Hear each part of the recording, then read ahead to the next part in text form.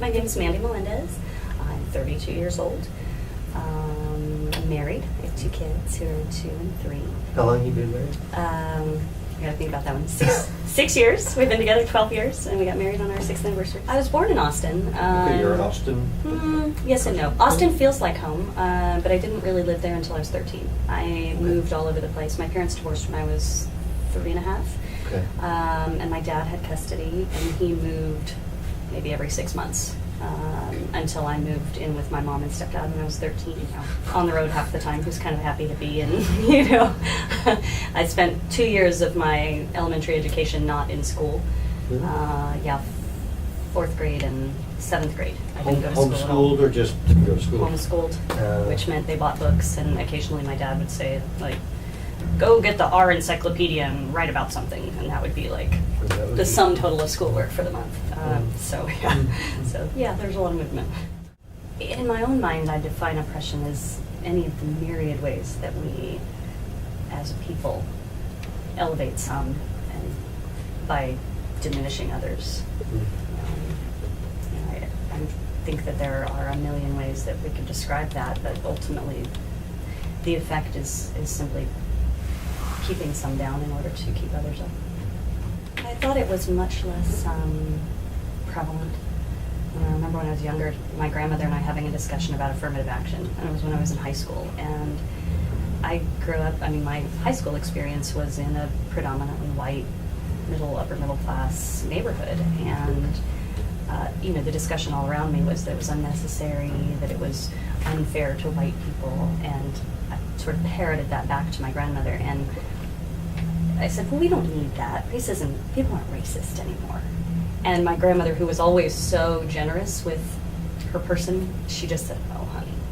And it was probably the first time I remember her ever invoking any sort of criticism towards me. And it really wasn't a criticism. She just sort of shook her head at my ignorance. Okay.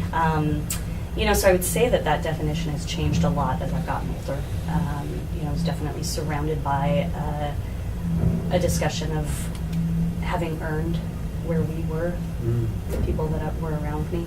And I wasn't from there. That was the interesting thing, is I didn't live there until I was in high school. And so much of my experience prior to that was impoverished and uneducated and rural and many other things than what we were there. And so I think I don't think I saw oppression until I saw the opposite of it, I guess. I don't know how to put that. Until I started seeing what was already dominant from an outsider's perspective. I didn't see it. I think the first and most immediate thing that I saw was a bunch of spoiled kids. I saw a bunch of kids who were upset if they didn't get a $500 prom dress, that really had no sense of the world outside of the little microcosm of their community, and their community was not what the rest of the world looks like. Not having a brand new car or whichever color car they wanted for their 16th birthdays. Just the right car in the right color. Well, yeah, or I didn't get a new one and it's been a year. There was definitely this attitude of entitlement that I can't really say was their fault. They just did not have any exposure to anything else. There was very little sense of who else was out there in the world and what the experience was of people who were not like them. And the general interpretation of what that might be like was very negative, that people were poor by choice, they were uneducated by choice. That was me, And we were homeless, we were hungry when I was a kid, so that judgment, that was judging me. One experience when I realized that we didn't always have money for food, I remember my dad coming in, telling my sister and I that we could stay up for an extra hour, that was in exchange for dinner, so we could play for a little while longer, because there wasn't any food. And how old were you? Let's see. It's a little easier for me to keep track of dates because we moved so often. I can picture the house we were in, where we were. I actually understand. Let's see. I would have been in first grade. The other thing that I remember, though, was sort of the general cheerfulness that we took it with. And honestly, that we just sort of said, this is life. We didn't have a strong idea of what other people's homes felt like, I mean, that was really the eye-opener for me, was I was aware that we didn't have everything we were supposed to have, like food and that other kids didn't move.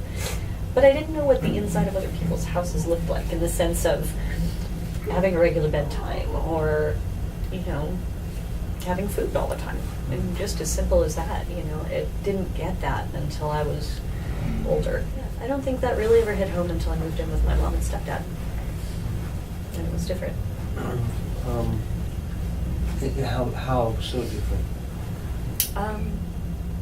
Stable in lots of ways, and just, there was always food. We were fairly poor, but there was always food, and there was always food to eat. We lived in the same house. They still live there. It was small. It didn't have enough room for all of us. We had 2 bedrooms for 4 kids, and they were pretty small bedrooms, so things were cozy. But to me, it was, I get a little irritated with my 2 younger sisters, because they always, they used to complain that we live in the ghetto. And I have a hard time believing that a $200,000 house is the ghetto, but there you have it, like they don't have, and in many ways I'm grateful that they don't know firsthand what it feels like to not have the stability that they did, but it's an important lesson. I never felt, that something was wrong, because for me that was such a step up, but I would sort of shake my head at these kids who complained and think, they just didn't have a clue. But again, I was very familiar with socioeconomic status. I was not so familiar with other forms of oppression. I mean, I was surrounded by poor white people and then rich white people, so I didn't have an understanding of other things really until I started talking to my grandmother. Yeah. But yeah, it got a little ugly, I guess, with my stepdad, because I had these moments of, I'm sure, very stereotypical teen self-righteousness, where I just thought, I'm smarter than you are, and you know nothing, and now I've been enlightened and you have not, and so things definitely got a little hairy for a while. But What kinds of things would you say?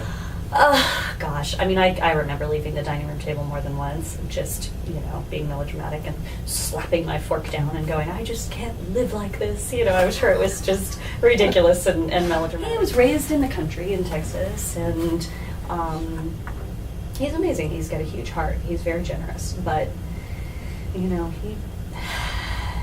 little embarrassing. I mean, he's definitely, whether he would agree out loud, he definitely sees differences in people based on their skin color and doesn't treat them differently. His job is not to treat them differently, but what will be said behind closed doors is a whole other story. And I know that some of that is a function of his job. He's been a firefighter for 25 years, and he spent a good chunk of that in East Austin, which was primarily black. I think it's a little more Hispanic now, but he dealt with What made that embarrassing? What was the embarrassment? that he thinks that. Yeah. It just is. Okay. Yeah, I hate to think of someone I love as being hateful. Mm-hmm. Yeah. When you see that in him, it's a hateful thing to do. Yeah, I don't think he means it that way. I don't think that he would even really understand it that way. Mm-hmm. He doesn't see the effect of doing it. No, I mean, as far as he's concerned, he treats everyone equally. So, thinking of them differently, what he thinks in his own home shouldn't matter. Yeah, but it does. The fire department was, and it's getting better, but I'm sure it still is pretty homophobic. And that was kind of a non-issue in my former household. I think it was just, why is this even a discussion? And so that was one of those things that was ingrained in me, and so to hear any kind of homophobic comment from him was to incite an immediate riot on my part. So that was really what the fights are about. Yeah. I mean, Okay. there was an immediate and obvious reason for me to fight with him. I'm sure I would have found them anyways, being 16. But this was this was ground I had solid footing on. I thought, yeah. And that continued on. I mean, I worked for for United Way in the Capital area right out of grad school, and Right, I was just right out of grad school? yeah, Undergrad. grad. I have a master's from UT as well. Okay. But even years down the road, I was 22, 23, and I was a campaign manager. I handled the city's fundraising campaign for United Way. And because of my tie to my dad, I was assigned to the city. So I handled all the city to Lostens giving for that year. And basically my job was to go and give presentations, and I would invite some beneficiary of United Way to meet me at each of my meetings, and I probably did 3, 4, 5 a day at various offices throughout town. And for the fire department, those meetings were scheduled just, can you meet me at 10, but they weren't necessarily scheduled with a particular group in mind, and they were all nonprofits. And I went to speak at one of the fire departments, and it was I don't even remember what the group was. Some gay rights group. And the fire department canceled the meeting. That particular station canceled the meeting and rescheduled it. They wanted a different speaker. A little hard to stomach, I mean, these are, How so? not those guys specifically, but these are guys that, came to Thanksgiving dinner at our house. So I was so torn because my job was to raise money. And the other good causes, if I did take the script to the fire department, I wasn't going to raise any money, And that money, United Way is a federation, so it's an umbrella group. So whatever money gets raised doesn't go to a specific group unless it's allocated by the giver. Otherwise, it just all goes into a big pot, and they separate it out over a number of organizations, So it was really it was tough. It was a tough call. I wanted to quit. I didn't want to embarrass my dad, It was hard. So it was a tough call, meaning, and then you... Do I allow them to change speakers? Yeah. Do I say, screw it, I'm not coming to your station? Yeah. To men who are my father's colleagues, who are otherwise good people. It really ended up not being in my hands, but I agreed with the decision to allow them to cancel and reschedule. I mean, they were going to cancel anyways, so, it was a question of would we reschedule them with a different speaker so that hopefully they would be motivated to give. Or did we just not go to that station? Did we just say no? And ultimately we decided to take another speaker. Yeah, and it wasn't even that station. The decision was to not take speakers from any gay rights or gay affiliated organizations to the fire department. Any of them? So it wasn't even just this one station and this one, No. it was just one. And from that point forward, I couldn't help but notice, the guys all have lockers there where they keep their things. They do 24-hour shifts, and you couldn't help but notice how many little cartoons, little homophobic cartoons, and graffiti on the kitchen table.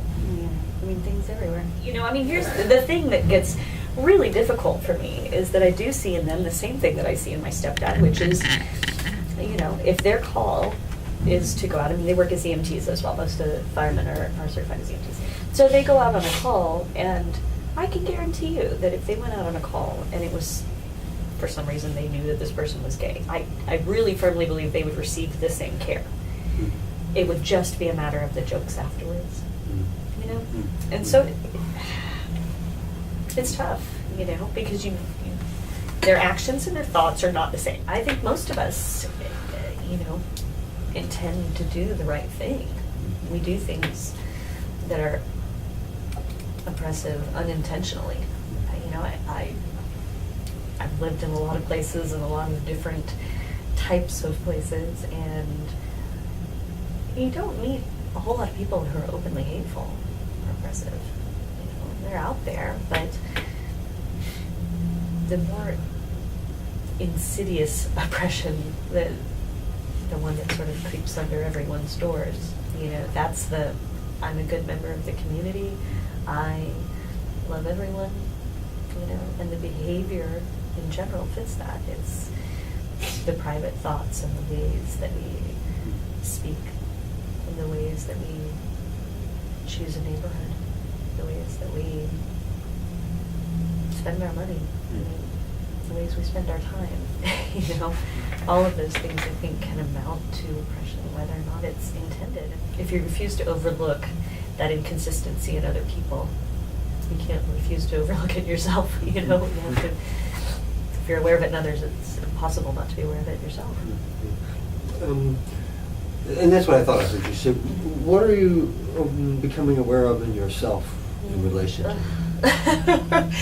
So many things I wish I wasn't. I mean, times when I get nervous about something and I can't put my finger on why, and I realize it doesn't make sense that I am nervous because it's getting dark out and I'm checking the mail and the person next to me is black. In my same neighborhood, or walking down the street and feeling unsafe because the environment is less recognizable. Things are unfamiliar. People are unfamiliar.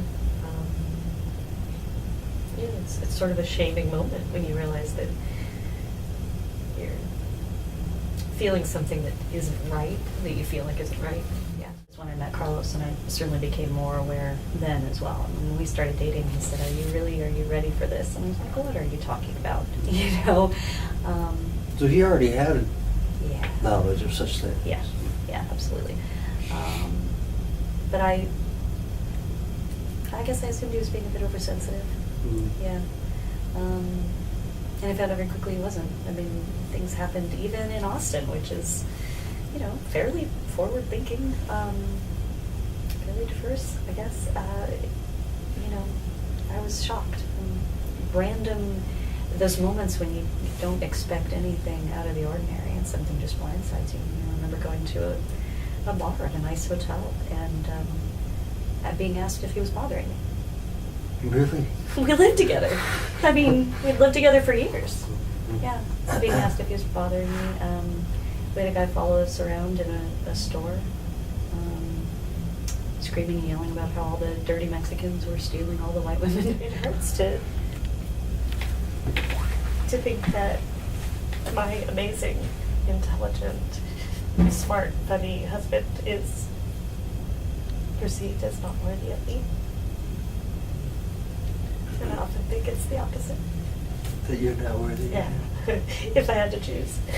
Yeah, but the fact that the automatic assumption is that he's not, just, we have kids now, that anyone would think that my amazing, intelligent, funny kids are less than.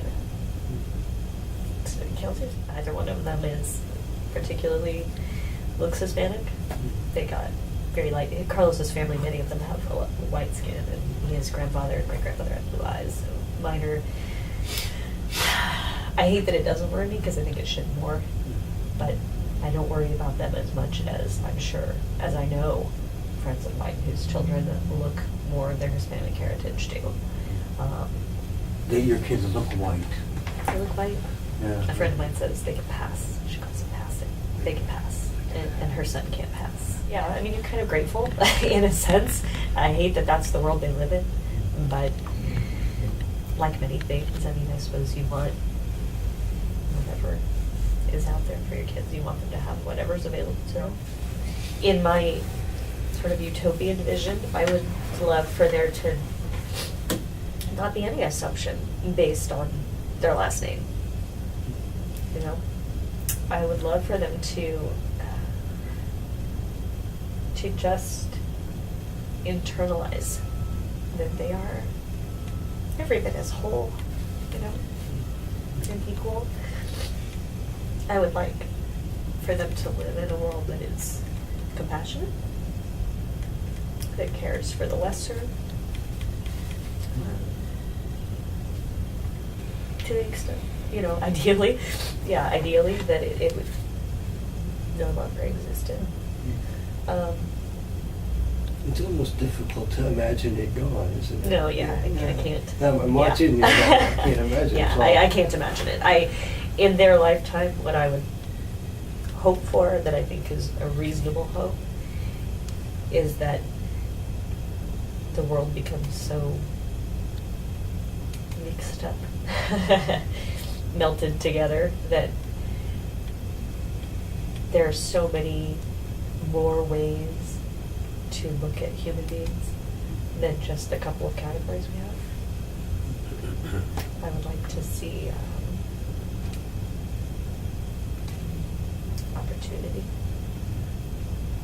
same kinds of opportunities for everybody, so that achievement really is based on merit and not on other things, you know, and so that they get credit for their achievements, you know, so that people don't assume that because they're white that they didn't work very hard. They did. So that people don't assume that because they're Hispanic they didn't work very hard, or they didn't, you know, like, I would like for their lives to be based on their own merits.